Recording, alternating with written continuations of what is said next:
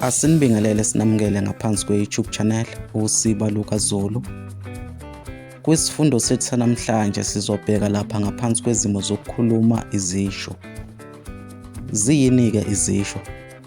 Sizokhumbula ukuthi izisho sathi ziyibinzana lamagama elisetshenziswa ukuhlobisa nokunothisa inkulumo. Imuphi-ke umehluko phakathi kwezaga nezisho?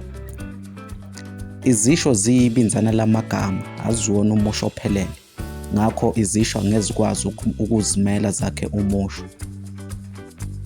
Kanti futhi izisho ziyaguquka zihambisane nenkathi.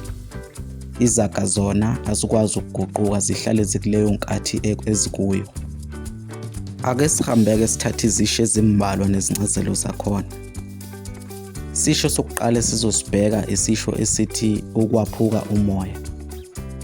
Lesi simo-ke sokukhuluma sisho ukuphatheka kabi.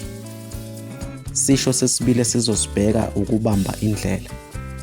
Kanti lesi simo-ke sokukhuluma sisho ukuqala uhambo. Isisho sesithathu sizosibheka ukuzibamba ngamazinyo. Lesi simo-ke sokukhuluma sisho ukudonsa kanzima. Isimo sokukhuluma sesine sizosibheka ukubamba udonga. Lesi sisho-ke sisho ukukhohliseka ulinde into engekho.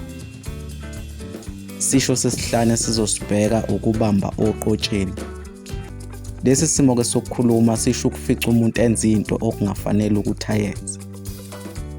Isisho sokugcina sizosibheka ukubamba uyeka. Kanti lesi simo-ke sokukhuluma sisho ukuxakeka ungazi ukuthi yini okufanele uyenze.